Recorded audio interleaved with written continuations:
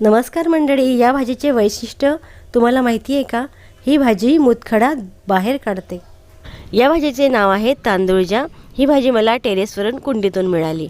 या भाजीमध्ये लोह भरपूर प्रमाणात असतं आणि त्याचप्रमाणे व्हिटॅमिन ए आणि व्हिटॅमिन सी सुद्धा असतं। स्त्रियांमधील ॲनिमिया दूर होऊन डोळे छान राहतात, त्वचा छान राहते आणि किडण्यासुद्धा स्वच्छ होतात। फायबर्स भरपूर असल्यामुळे मूळव्याध असलेल्या लोकांनी सुद्धा जरूर खावी आणि मूतखडा असलेल्या व्यक्तींनी तर खावीच खावी।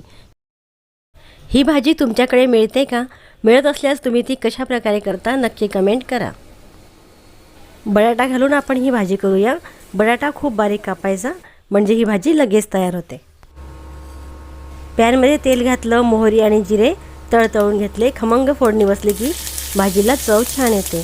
बारीक चिरलेला लसूण आणि मिरची सुद्धा घातली, कढीपत्ता घातला आणि बारीक चिरलेला कांदा घातला। कांदा शिजत असतानाच मीठ घातलं। कांदा छान गुलाबी कलरवर परतून घेतला।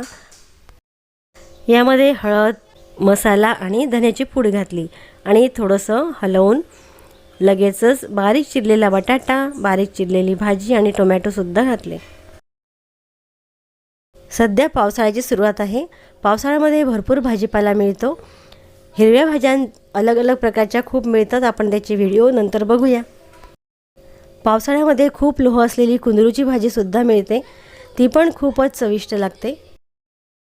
आमच्याकडे येणारा पोकळा थोडासा चवीला वेगळा असतो। तांदूळजा या भाजीची चव अतिशय छान असते। भाजीवर झाकण ठेवायचं आणि अधूनमधून हलवत राहायचं। ही भाजी लवकरच शिजून आपल्याला तयार होते। बघा, भाजी खूप छान शिजली आहे। सोबतच वरण भात आणि पोळी आणि सोबतच सॅलड वगैरे पण खायचं। खूप छान भन्नाट लागते आणि आपला अंतरात्मा तृप्त होतो। हिरव्या भाज्या तुम्ही कशा प्रकारे करता कमेंट करा आणि चॅनलला सबस्क्राईब करा। Bye bye.